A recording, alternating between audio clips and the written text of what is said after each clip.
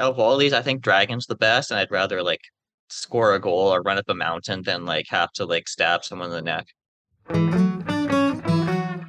Welcome to Keep It Fictional, a weekly podcast for book lovers by book lovers. Build your to-be-read list with Sadie, Liz, Virginia, Fiona, and Corrine from the Port Moody Public Library.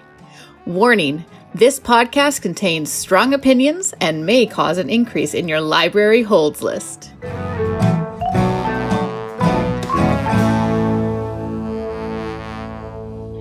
What is Keep It Fictional Book Chat but a weekly competition to see how many books each of us can convince you, our listeners, to read?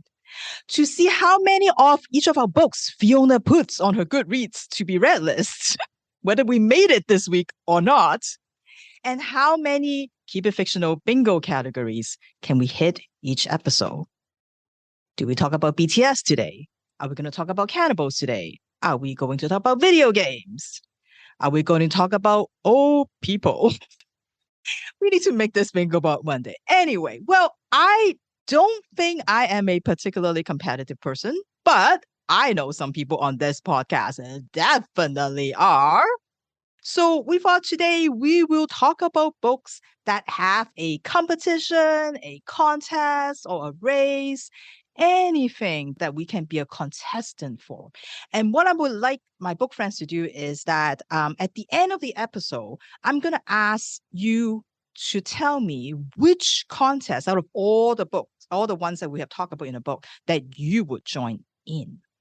So we are going to start with Gabriel. So what kind of contest are you going to invite us to? Well, not a contest I think anybody is going to want to join later. I can tell you that much. So some competitions are more horrific than others. And the competition in my book, I think, is just grounded in reality enough to sound like something a freaky elite school might actually try. So this is a young adult horror novel, and the central competition is between the members of a particular club. A club that is very hard to get into. A secret society, if you will. And no, this isn't a dark academia novel, although honestly it has a lot of the elements that would belong in one. It's getting close. You can see why I chose it. So this club is centered around one thing: a love of horror movies. And this book absolutely knows its tropes. You can tell the author is also a big horror movie fan. It knows its history. It loves to play with both of them. So what do you do other than watch and discuss horror movies? Well, you pull pranks. And the Mary Shelley Club has an ongoing competition amongst themselves about who can pull the worst, most horrific, most trauma-inducing prank on the rest of the student body. Almost nothing is off limits, and Rachel Chavez notices the club pulling off one of the pranks as it's happening. Shortly after, she receives an invite and she's sucked into their world. So this club is something you have to be invited into, and it's also not something that you can leave easily. Each member of the club has to tell the others their deepest fear. Makes sense, a little bit of initiation, kind of an important thing. And it's insurance, right? You don't want to report the kids to the authorities when they know what makes you scared to sleep at night. And they aren't afraid to make that come true. So this creates like an inescapable bond between these teens that definitely drives home, again, the secret society vibe, and only comes out in certain moments when it's going to heighten the various pranks, especially when the stakes get higher and the bodies start dropping. Rachel's worst fear, the main character, is actually slowly revealed over the course of the book. Basically, it has to do with a very traumatic home invasion that happened when she was home alone. So this book is definitely, it's on the darker side of young adult. It's still very much a young adult horror, though. I will say it's actually, if you're very easily affected by it, this actually might be a better one for you. But it is definitely if you were a teen reading this, it is definitely on the darker side. So Rachel struggles to cope with what happened to her. And so she kind of turned to the horror genre as a solace and she becomes the scholarship kid, again, another dark academia trope, at Manchester Prep. And so she ends up fitting that classic fish out of water that you'd expect for young adult, maybe for better or for worse, because she just isn't like the other teens, which can be a little bit much if I'm being honest. But in this case, yeah, most teens don't try to do this to each other, I hope. Or if they do, they were living a very different life than I was. So trying to fit in to a group like this and sort of feeling the social pressures to conform is a little bit more sinister when you consider the kids that she's trying to fit in with. So it's sort of an interesting take on it. This is the Mary Shelley Club by Goldy Moldavsky. And Moldavsky is the young adult author that wrote Kill the Boy Band. And most recently, she wrote Lord of the Fly Fest. And this, yeah, Lord of the Fly Fest, and it's about influencers stuck on an island. And I didn't read more than that because I was already laughing. But it sounds really interesting. So if you want to hear more from Goldy Moldavsky, she does have that came out recently. But yeah, this book is called The Mary Shelley Club here in Canada. And it's called The Last Girl in the UK, obviously referring to sort of like the last girl horror stereotype. And it seems like for some reason, a lot of her works have different titles in the UK. So if you are someone who is very active in the blogosphere, is that a word? In the internet community of people who talk about books, you might be talking about the same book as someone else without realizing it, just because it seems like a lot of her works for some reason have a different name over there. So it's a very atmospheric thriller with a body count, which can sometimes be rare for young adult books. As I mentioned, it's not a super creepy novel. So if you're like an adult scaredy cat, this would be a good one. Or if you are an edgy teen, this would be a good one. So it's sort of that little in-between space where it's not quite horror enough for like the extreme horror. Other than the fact that like it's got some very fun elements, or you would approach it as like a fun time. If you could approach this as a fun time, I suppose. But especially for maybe the more scaredy cat adult, you have to be willing to work with the sort of unlikable young adult characters and drama that you're going to get from a novel like this, especially one that skirts the outside of dark academia. These are privileged kids in an elitist school, and they act like it. Yeah, even Rachel might not be your type of character, as she has her own problems. And it's one that's very atmospheric and tense. I would actually say that's kind of the best part. The pranks are the most fun. Like they're the most well written, and there's a lot of suspense that kind of surrounds these moments. She does this interesting narrative thing where she switches the point of view kind of mid prank. It isn't as disorienting as it sounds, but it kind of makes sure that you as a reader are like, you're kept out of the loop and you're on edge, so you can see certain elements being put into place and then experiencing them without having that full kind of picture of what's going on. Almost like the camera might cut if you were watching a movie and it was sort of moving around from different angles and things. The overarching mystery in this one is not super hard to predict. But honestly, I don't think that took away from the book, especially if you're looking for something atmospheric, which is really what I would recommend this one for. Honestly, you will probably be able to guess the big mystery about who is messing with the club very, very early on, but that is okay. Sometimes you're not really looking for something like entirely original when it comes to stuff like this. Like it's maybe a little bit more of a feel-good one. You're not really going to get too attached to any of the characters, and in some ways it's like a true horror movie where you don't mind watching them get thrown around a little bit, right? So I think it's kind of, it works with it, because sometimes that's the case in a horror movie. You're like, if you like them too much, you're going to be a little too worried, and then if something bad happens, you can't rejoice a little bit, which is maybe a little screwed up, but it's a horror movie. That's what you're there for. So it's definitely good for anyone who is a fan of like the Scream movies, especially that kind of love letter to the genre, but also has like an element of humor in it, and in some ways is more atmospheric than it is scary. Maybe it's just because I only ever watched it as an adult, but I never found the Scream movies particularly scary. And so for fans of that, or even Cabin in the Woods would be maybe a more recent one, same idea. Or even if you like video games like Until Dawn or The Quarry, which were made by the same company, that sort of narrative style that really leans into a love of tropes. So that is The Mary Shelley Club by Goldy Moldavsky, and it is not a dark academia book, but it is very close.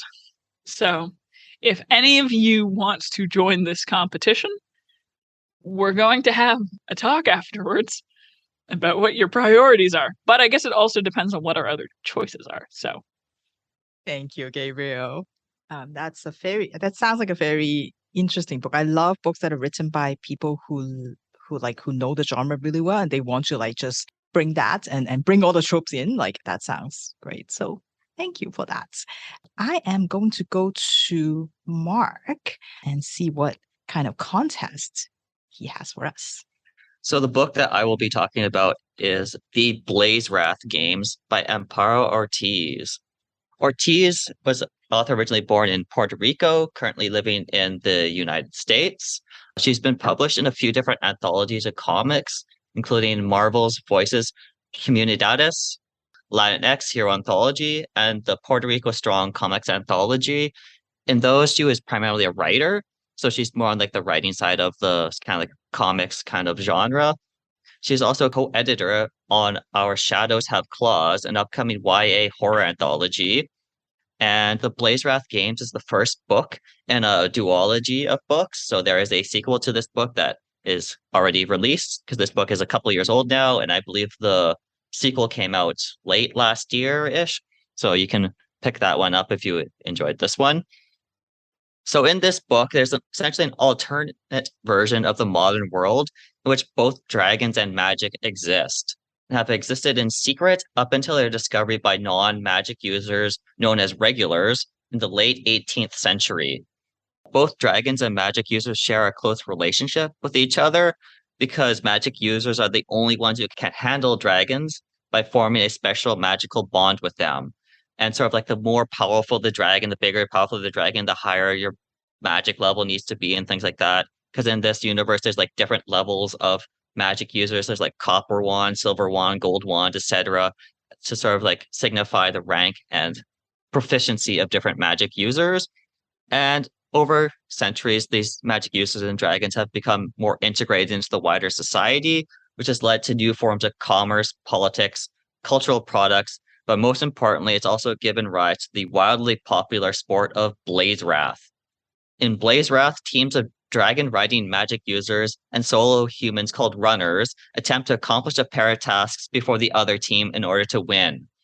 In the first part of the game, the dragon riding strikers try to score a goal past the opposing team's keeper, as the defenders try to obstruct and block the way of the strikers before they can score the rock flame, which is basically a giant ball that the dragons have to kick and push and use their like talons and whatnot to force its way into the goal as the keeper tries to keep them from scoring.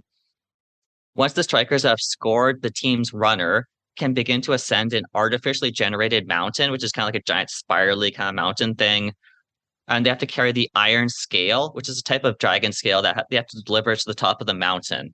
But at various points on the mountain, the defenders can have their dragons land, and they try to obstruct the runner and dismount and sort of use different martial arts and like judo throws to keep them from ascending the mountain.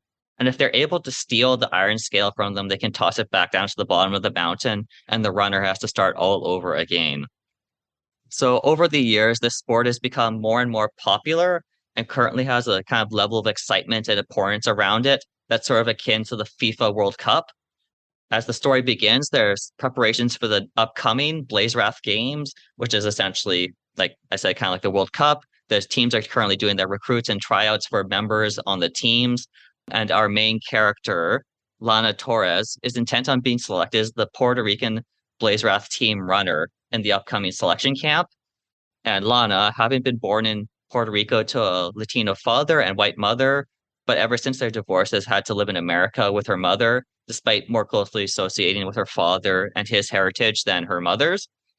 This is not only because she is darker skinned like her father, but in general, she has had a closer relationship with him and his family. And he is also a dragon researcher, which he very much enjoys, being interested in Blazewrath. She, of course, wants to know more about dragons. Whereas her mother is very anti-dragon, as against her wishes to be a Blazewrath athlete. She finds it dangerous and unbefitting of her daughter. The world of Blazewrath has also been in a bit of upheaval as of late after the assassination of the dragon belonging to the top Blazewrath player in the world, Takeshi Endo.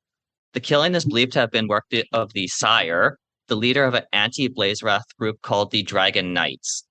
The Dragon Knights advocate for the release of all dragons from human control and are willing to use their own magic and physical violence to forcibly make this a reality.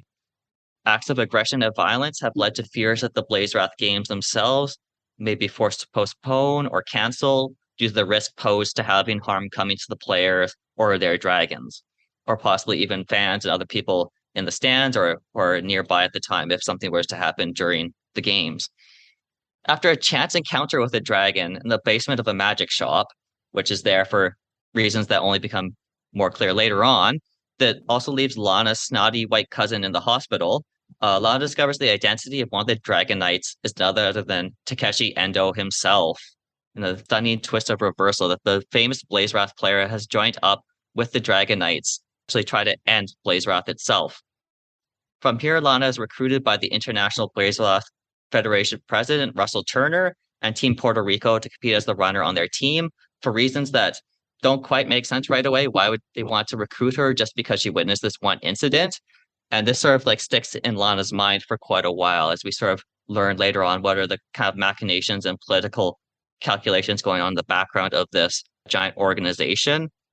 And essentially, Lana also has to face the challenges of being placed on an international level team as she tries to overcome the challenges of competing at the highest level when she previously had a sort of image in her mind of what this would be like. It's actually much more grueling and tasking than she imagined, as she is forced to keep up with like the workouts and training and whatnot that goes into this kind of international level team. Those types of things can be quite overwhelming for her at times because she's sort of thrown into this new situation that she's not quite sure how to handle totally. And there's also certain sort of cultural, political aspects of the team, as Lana is someone who's known as living off island in the US and is primarily an English speaker, though she does know Spanish. She's sort of seen as something of an outsider by some of her teammates and sort of disconnected from Puerto Rican society and culture. So there's also these kind of like internal dynamics within the team of the different personalities and different beliefs and things like that, which also sort of play a role in things. So these aspects can be overwhelming and serious for Lana, but we also get to see glimpses of a less serious side of her, particularly when she's with her best friend Samira, from their Sailor Moon pajama party sleepovers to one-on-ones over the phone. We sort of get these lighter touches to see like another side of Lana and sort of keep the tone from getting too heavy or too overwhelming, which I think makes it kind of like a nice balance between the two as we sort of see her develop and grow.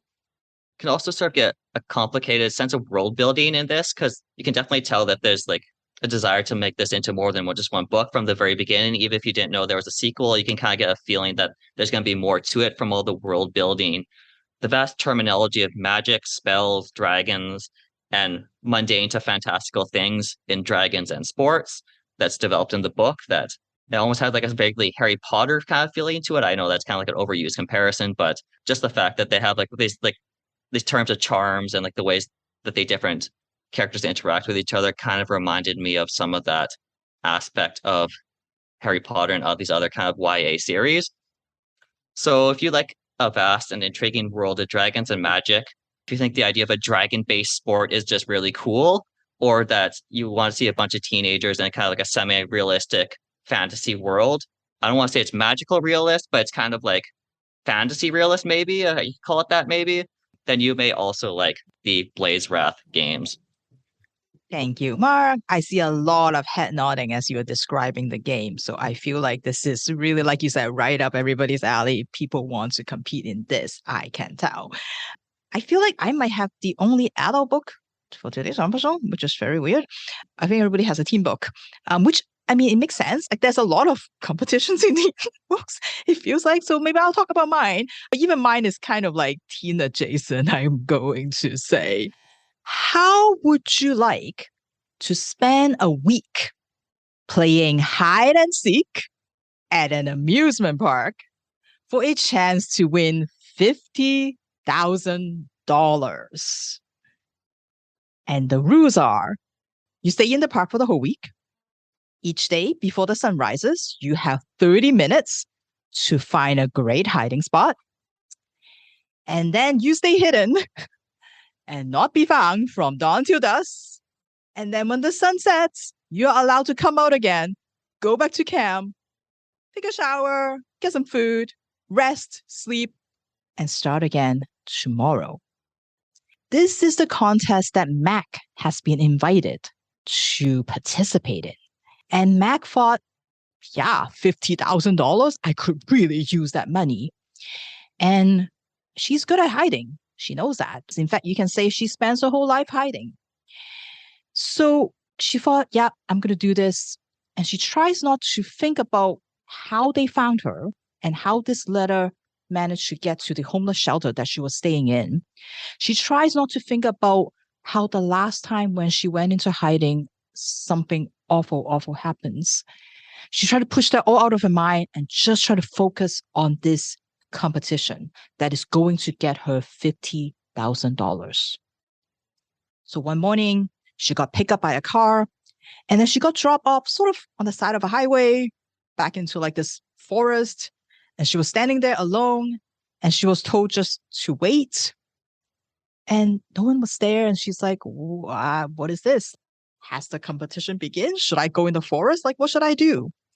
And then while she was debating that, another car came by, dropped off 3 people, 2 women, both of them named Ava, and then a boy. Well, it's not really a boy, but he looks like a boy, and he seems to be terrified of everything, and he was staying as far away as he can from the 3 other people. As the day goes on, more and more cars came by, more and more people get dropped off, and soon Mac is standing alongside 13 other people, presumably all contestants for this competition. Mac is only there to win. She's not there to make friends. She doesn't want to get involved with anybody.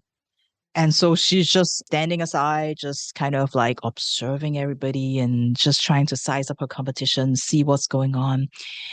And as the day goes on, people are starting to get irritated, they get angry, people are starting to get hungry because not everybody packed food. And they were just waiting. And finally, just as it was getting dark, a bus pulled up. And out come this lady who introduced herself as Linda, and she's way too cheery for all of these really, really tired, irritated people. And she's like, welcome to the competition. I'm so glad you're here. Sorry about this mix-up of time. But yes, come on, get on the bus. We're going to take you to the location of the competition. Now, at this point, I'm sure all of us, if you're reading this book, you're like, okay, do not get on the bus. Bad idea. But because the book has to happen, so they all just get on the bus, and you're just like, ah! So everybody was on there. Drinks are being passed out because they were so tired. They spent this exhausting day waiting for nothing. Everybody fell asleep really quickly. And when they all got up again, it was morning, and they were taken to this diner. And they're like, okay, breakfast is on us today. Before you go into the location, eat as much as you like. And then afterwards, we're going to take you to a spa, and you're going to get pampered. We're going to do all that for you, all for free. And Mac is like, oh, not again. Like, she's eager to get started. She's not interested in any of this. But, there is everybody just like trying to enjoy themselves. Finally, they all get packed up on the bus, and then the bus start driving, start taking them farther and farther into this like woody kind of area. And they're all like, where are we? And nobody could figure out because they kind of all fell asleep that night. They don't even know where they were anymore. So they're all trying to figure it out. And there was like just nothing for miles and miles. And finally, they spotted it. Everybody starts standing up and looking through the window. And there it is, an amusement park. And Linda said, well, welcome to the location of your competition. Welcome to Amazement Park. And that is the name of the location that they are going to spend the next 7 days. This is Hide by Kiersten White. And if you read young adult novels, you might know Kiersten White from some of her other series, such as Anne I Darken or the Camelot Rising series that she does a retelling of the King Arthur story. And this is her first adult novel. And according to the readers who have read her other books, which I haven't, this is quite a lot darker and a lot grimmer than they expected. But I would say definitely it reads kind of like a YA, and I would say it definitely has that crossover appeal. Hide is also one of those books that belong to kind of a more newer wave of horror and thriller books and also movies that tackle the social issues and uses that systemic horrors as the basis and as the monster of the book, so to speak. And this one tackles the people who have all the stuff and people who don't have anything, and how the system continues to make sure that the people who have more and more, and the people who don't have anything keep them down. That is kind of what this book tackles. I would say Hide is also a book for any readers who like reading books that read like a movie, because I can totally see this as a movie. You can see the ensemble cast already, a little bit like what Gabriel was talking about earlier, that, you may not get too attached to any of them. You know what's going to happen to them. Bad things is going to happen to them. But you can see that. And even the structure of the book is very much like it lends itself to a movie. After this prologue that I just told you about, each of the chapter is titled after the number of what day it is for the contest. And so you can see as the week goes on, more and more get revealed. Like, what is this contest? They know that they are supposed to do the hiding, but who is seeking, who is looking for you? And so you get some of that. And I think what kind of stops me every now and then in the book is the way it changes point of view. Gabriel talked about how in their book, like, it does it really, really well. I feel like this one is kind of a little jarring in my mind, because when you first started off, you're so focused on Mac that suddenly, like, throughout the week, you get to see these other folks and what they are thinking and what they are seeing, and that's a little weird. But then again, when I start thinking about, well, do you think of this as a movie, that it kind of makes sense? You got this like kind of third person omniscient kind of point of view thing going, so it makes sense, I guess, as a movie, maybe more so as a movie. And of course, the setting of an amusement park is just perfect for this. Like, I love amusement parks, and I'm very lucky that I don't get sick on any ride, so I can go on any weird spinning thing. I will go on all of them. And this is not a functional amusement park. This is actually the amazement park has actually been closed down for quite a few years. So if you picture this setting of this, like, really like over the top, like used to be at least very colorful, kind of like you got murals, you got colors everywhere, but now it's just this like rotten, and everything is just kind of like the paint is chipped, and this decrepit like rundown place, and like everything is it just loses color, and it just adds to that really like kind of sinister feeling, for the whole book. And of course, like, clowns are always creepy, but in this book there is this like terrifying like clown face entrance that you go through, and like, think of the jolly clown face, with all the colors, and now this is this like faded colored clown face, even more creepy. It's just setting perfect, I think, for this. So great for fall, a good thriller for that. I mean, even just look at that cover. It's like so fall colory. So I think perfect. If you're looking for something just for the fall, if you want to join into on a game of hide and seek, I would suggest you to pick up Hide by Kiersten White. All right. Before we go on to the other two books, just a question for my book friends. Since we're talking about competition here, I would love to know, have you ever entered like a contest, a competition, and a race? And what kind is it? And how did you do? I'll talk about mine. Way back, apparently, I have entered, and this is my connection to Canada before I came here, for Expo 86. Apparently, I won some drawing contest. And so my postcard was sent to Expo 86, and it was picked up by somebody who lives in Toronto. So for quite a few years, we were pen pals. And so that's how I learned a little bit about Canada before I came here. So yes, back in the golden days when you write postcards and letters and you mail them to people.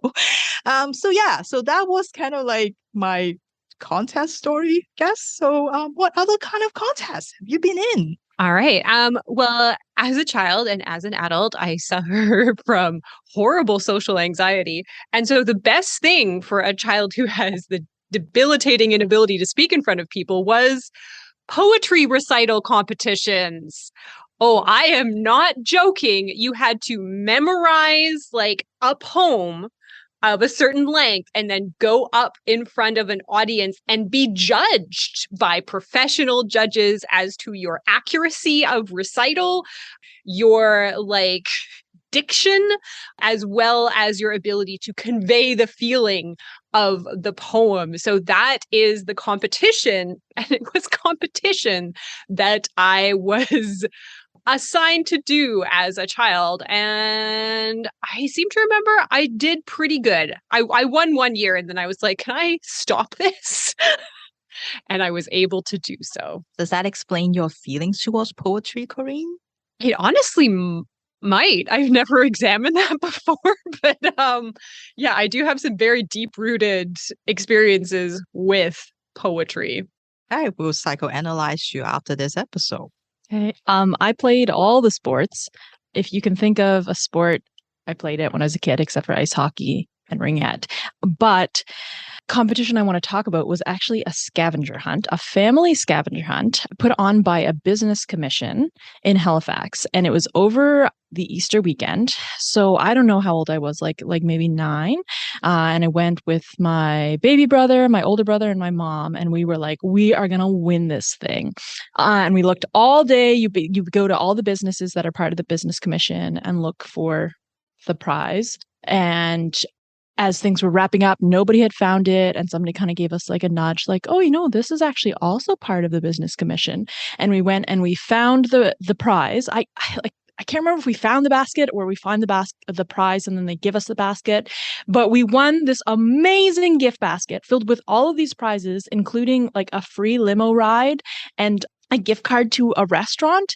And at that point in time, I'd only ever been to like chain restaurants with my family. So we got to go to this restaurant and order whatever we wanted and milkshakes and like 3 desserts. And it was just like, I don't know, it was an awesome childhood memory. Back when I was younger, I used to try to play video games competitively at times locally with people that I know, and then just sort of like semi-serious like local tournament type things. I was never very any good, like, to be honest. This is like before there was like actual money involved in like trying to become like an esports player or anything like that. It was just like for fun pretty much for the most part, but also trying to take it like semi-seriously to the point where that's like your main endeavor during your free time is to get better at playing video games. So that this was like 12, 13 years ago or something like that. But I still play video games and whatnot, but very much not in the kind of serious way that I used to try and take it. I was not a sports child, and I've only ever done sports as an adult. And in general, really tried not to enter competitions, I think, ever. So I actually can't think of a single competition that I've really entered or anything that I would have entered seriously. However, Virginia knows intimately that on, I think, the last Saturday or the second last Saturday of every month is Minecraft Championship. I will stand up and walk away from my computer just to get some air if something's going wrong, because I take it very seriously. I can kind of like play in the background because I don't need to quite pay attention to what's going on. And so I don't do anything, but I do watch Minecraft Championship religiously. Excellent. Awesome. Well, thank you for sharing all that. And of course, if you want to participate in the joy that Fiona has, there's a scavenger hunt every week at the library. You can come and I don't know if we give out free. No, apparently no free meal, but fabulous prize nonetheless. We not only have a scavenger hunt, we also have a Minecraft club that you can come to the library and learn how to. Well, probably not if you're listening to this podcast, but if you have a child who wants to play Minecraft, we do play Minecraft at the library. There you go. Some shameless plug of the library programs. All right. Why don't we go to Miss Corinne? Competition, Miss Corinne. Yes, and this is a proper competition that weirdly enough has a lot in common with Mark's book, which I didn't see coming at all. So we often ask ourselves, what do you base a system of government on? Is it the will of the people? Is it some lady throwing a sword out of a lake? Or is it the will of, and I quote, the great dragon, who at some point shouts a yell into the sky, and then the other dragons hear it, and then whoever hears that dragon's cry then comes to a competition where you have to succeed or die.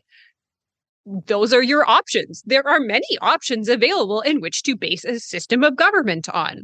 In the land of Etrusia, at best guess, which is kind of like a Greeky, Roman, ancient worldy kind of land, the emperor is dead. Long live the emperor. And so the 5 royal houses of this land all gather in their own little special great dragon call chambers to wait to see which of their children will be participating in the call. The call is when a new emperor must be chosen, and so each of the royal families, one of their children is summoned to compete in a series of tasks or trials to see who will be the next emperor based on whether they kind of nail the trials or not, and who will get murdered along with their dragon. Because, hey, in this world, everyone's a dragon rider. Again, Mark, I didn't know that our books would have this much in common. Usually in these royal families, it's the oldest child that gets called. So they have been training from a young age to be able to do the tasks. Every year the tasks are different, but they train to be the strongest, the smartest, the most strategic. They are usually, again, the eldest. They're the ones that carry the hope of all of the family on them. However, this year with the death of the emperor, something goes terribly wrong. And in each of the royal families, it is not the best, the brightest, the youngest, the hottest, the most abtacular of the siblings that is chosen, but kind of the underdog. We have Amelia, who is hiding a dark magic in the way that, of course, this is a YA book, that someone has to be hiding a dark magic that threatens to kind of take down her entire family if they learn what this magic is, because your magic has got to come from your dragons. And, their dragons are all special and different in their own way. And it's kind of like having a really, really friendly horse. You're really bonded to this horse dragon, but you also ride it around and have other people take care of it. Anyways, so there's Amelia, who's got her dark magic. There is Lucian, who is a pacifist warrior, whose dad is not thrilled with his awakening social development. There is Vespir. She's actually a dragon trainer. So she's the one who takes care of the dragons, and she is very much looked down by the rest of the royal family. There's Ajax, who's kind of the illegitimate son of a guy who's got a lot of sons. So he's good at stealing things and being a little bit underhanded. And then there is my favorite character, the best character that makes this book totally worth reading. And that's Hyperia. Hyperia, you're the best. Hyperia is the oldest daughter of a kind of, we'll go with the word Spartan-like family who very much believe in warlike behavior and are trained warriors. And she's got a super slick deluxe dragon that's also kind of a killer.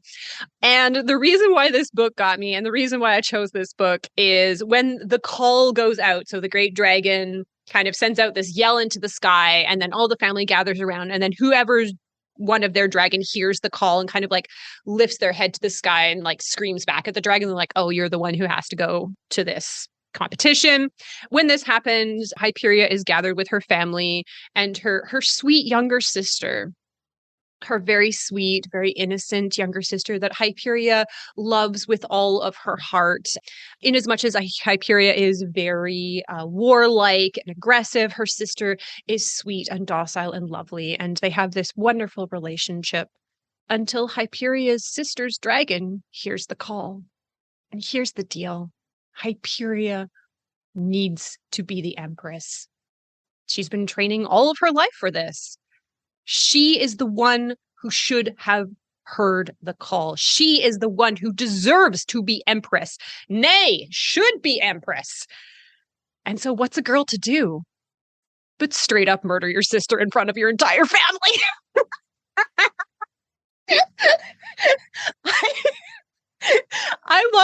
so much that I'm not a big YA fantasy reader, but this just kind of got me. Don't know why. She is such a stone cold killer, and I loved it. So yeah, they go along these ridiculous tasks, kind of figuring out like, oh, what's the greater political machinations? Why did the call only go out to like the wimps of each family except for Iberia? And it's kind of like a How to Train Your Dragon mixed with Game of Thrones, which was enough for me. And funnily enough, with the new Game of Thrones series, this is the book called House of Dragons by Jessica Cluess, which honestly, this could be the poster for the House of Dragons TV series. The tagline is win at all costs. So if you are confused about which one you should probably attend to first, both of them are unfinished. This was supposed to be part of duology, but the second book has been pushed back indefinitely because the ending is quite great. But if you're looking for a very fun YA fantasy with a character who is just off the walls banana, then you could do no better than House of Dragons, not the TV series, the book by Jessica Cluess. Thank you, Miss Corey. Was not expecting that. First of all, not the dragons, and then the Stone Cold Killer. I don't even remember why I picked up that book, but I was like, oh, fine, yeah, ragtag group of kids, underdog. Oh! It is very strange that there's so much I didn't expect this episode to have so much dragon in it. That is very odd. And I'm so disappointed. Maybe Fiona will save us, because I was like, there gotta be a cooking competition somewhere, but why isn't there any? Fiona, do you have a cooking contest for us? Unfortunately, I don't. But I have, surprise, surprise, chosen a very grounded competition. And I'm going to say some inflammatory things. I don't like competition books. I think they're gimmicks, and I don't like gimmicks. So I have actually chosen a book where the competition is like kind of like, you know, the draw on the description, but it actually factors very little. And what better place for a competition than the Stadium of Capitalism? My book is The Henna Wars by Adiba Jaigirdar. And it features a school business competition in which they must create an entrepreneurial venture, and whoever is the most successful is going to get a scholarship. Our main character is Nishat, and she is of Bengali descent, and her family has moved to Ireland. So that was interesting because we have a diaspora story, but not here in North America, but in Ireland. So that was kind of interesting. And Nishat is a very principled young woman. She's not very frivolous. She's quite calculated. She's kind and thoughtful, but very grounded person. And her best friend is her sister, who is sort of the fun one, the one who attracts the attention, the one who's really good at making friends. And Nishat feels that she does not really have those skills. Nishat and her family are at a Bengali wedding when someone catches her eye. The only person there who is not of Bengali descent is a young woman who she realizes she actually went to school with in elementary school. This is Flavia, a young woman of Irish and Brazilian descent who, you know, they weren't great friends in elementary school, but they did often sit together because they both had this feeling of sort of being an outsider. So they're both very excited to see each other, and they decide to take some pictures together, which ultimately makes Nishat's sister quite jealous and kind of sets her off on the wrong foot against Flavia. When Nishat goes back to her high school, there is a new girl.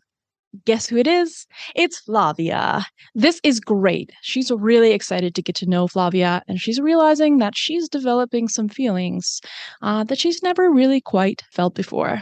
So this is actually a sapphic romance. Why a sapphic romance? For me, what? And it has sort of the added dynamic of the fact that Nishat comes from a Muslim family, and while she does come out to them, it's very fraught, and it's especially, the stakes are really high because in Bangladesh it's actually illegal to be gay, and I believe it's punishable by torture and death. So it's not a positive aspect, but I did appreciate that sort of bringing in that cultural awareness to the book. And it does a great job of that. So that's sort of the crux of this, is that for this competition, Nishat actually goes against what her friends want, and she decides that she is going to set up a henna booth. So henna is the beautiful South Asian art of temporary tattoos, and it's used for many occasions, but also used in weddings. So she's very excited to bring this part of her culture to show people and share with them, when she finds out that Flavia has also decided to do a henna booth because she saw it at the Bengali wedding. When she confronts Flavia and tells her that this is cultural appropriation, she kind of brushes it off and says, yeah, I'm just really appreciating this, and I know you're probably worried that I'm going to be competition, but we can both do this. The rest of the book is sort of the back and forth of this complicated feelings that Nishat has for Flavia. Someone she's very attracted to, someone that she feels connected to when she doesn't often get that feeling from other people, and yet someone who she feels is stealing from her culture and not respecting when she approaches her about that. We also have Fabia's white cousin, China, who has a history of bullying Nishat, and Flavia just can't see why Nishat thinks that China is not a very good person. So this kind of love-hate tension, I felt like it was really warranted. It wasn't so gimmicky. And ultimately, the book is a really interesting exploration of cultural appropriation. We get to see the way it's dealt with in interpersonal relationships and come to really care about the characters. And I think the ultimate conclusion is very well parsed out and can maybe give an understanding to people who are struggling with the idea of cultural appropriation. I also just really liked the voice of Nishat as this sort of clever, self-aware person who maybe felt like she didn't always have the social graces that she wanted to have, and also her experience with coming out to her family and their disappointment, but her commitment to herself and being proud of herself as a lesbian Muslim woman.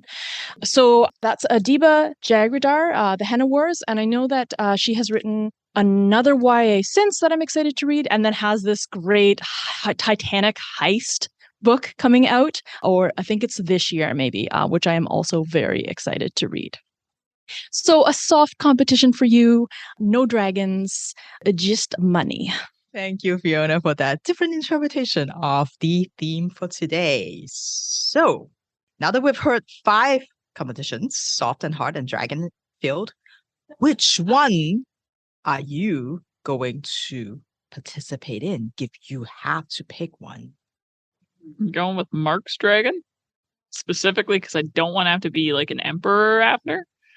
Not super fond of that idea. And it sounded the most like when you said Harry Potter, it's just like, I liked Quidditch. I liked Quidditch more than anything else in that series, and I took out the rule book quite a bit. So, you know what? I think I'll go get some dragons. Do that. If we choose Virginia's, is it like the book, or is it just a hide and seek competition with $50,000 prize money? I will also probably go with mine just because I don't like dragons. Really don't like dragons, which is a weird thing because I read a lot of fantasy, but I do not like dragons. So no. I will also go play hide and seek, I think. Mark.